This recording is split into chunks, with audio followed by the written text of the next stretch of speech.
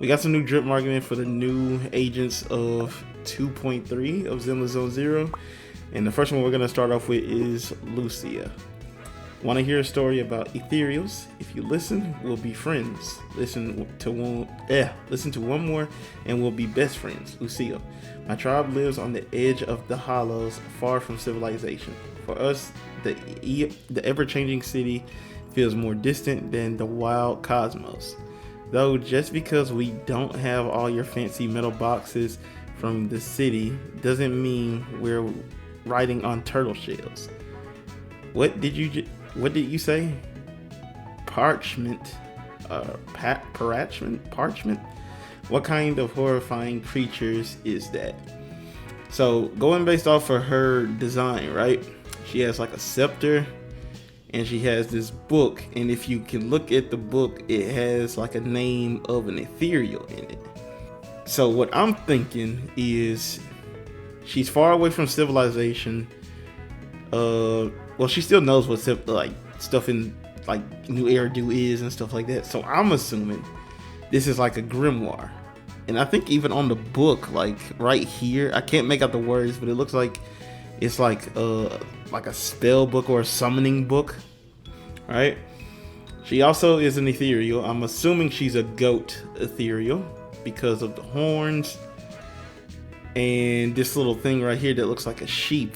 Like if you can make it out, it's like the little fluff around the sheep, and then the black part is like the sheep face. So I'm assuming it's like a goat or a sheep.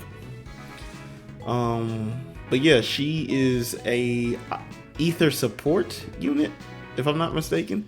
But yeah, she kind of is like I said, yeah, she's like medieval times, but I don't think it's necessarily like her design is cool. Like I like the little hoodie she got. Like more characters should have hoodies. Why do all these characters have these like little pants things, like these little shorts? Because Yi has it, Jane Doe has it. It's more characters that have this, but I can't think of them right now. But yeah, overall her character design looks pretty alright. I don't know what the fan base was tweaking about it for, but you know, it's cool. I think she's gonna be cool to play with, but I think she's going to be more for Rupture characters, like a Rupture support type of unit.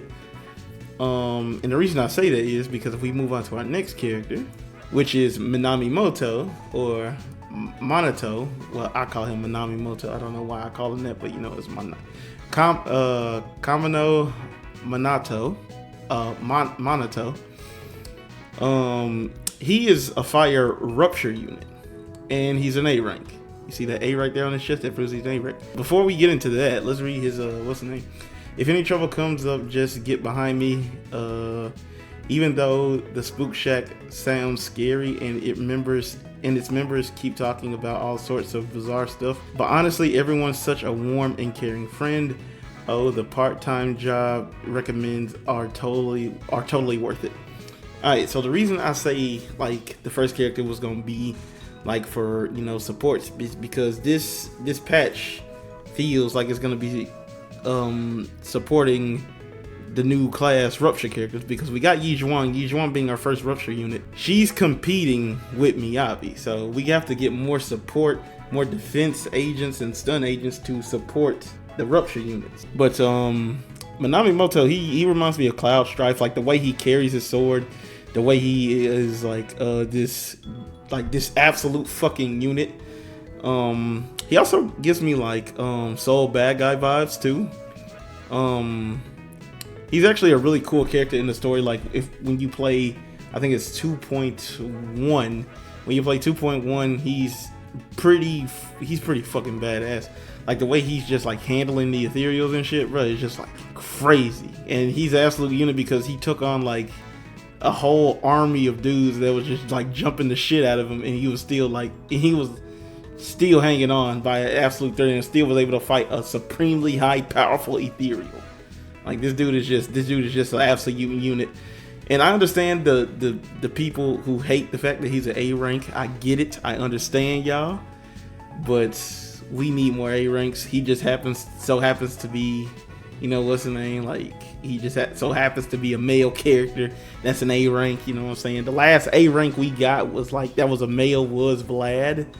But I'm pretty sure we're gonna get more later on down the line. So y'all just be a little patient. We gonna get you're gonna get your husbandos in the game. Relax, you're gonna get them. You're gonna get them. Yahari. Okay, so let's read up on Yahari. All right. I wish stories never end. Then I have the courage to keep turning pages forever. A story is the author's romantic corruption of reality, whether it's cold, hard facts or wildly imaginative fairy tales. The distance from the truth doesn't determine if the story's good or bad. Don't worry about the out of place feeling. I'll fade away as the story unfolds. Just dive into my narrative without any worries. Okay, so Yahari here, her design is pretty cool. Really like her design, it being an octopus, like ethereal, which I never thought we was gonna get. I have this strange theory that's gonna play out, and I think that Yahari is going to be similar to Jane Doe, but she's actually gonna be like fucking evil. I think she's gonna be actually fucking evil. And the reason I say that is because if we go back and we watch this of her,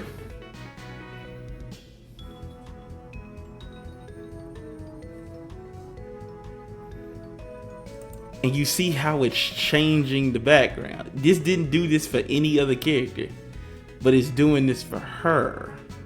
And then you see the end part where you see this, and then like you see blood splatter right here on Spooky Tales.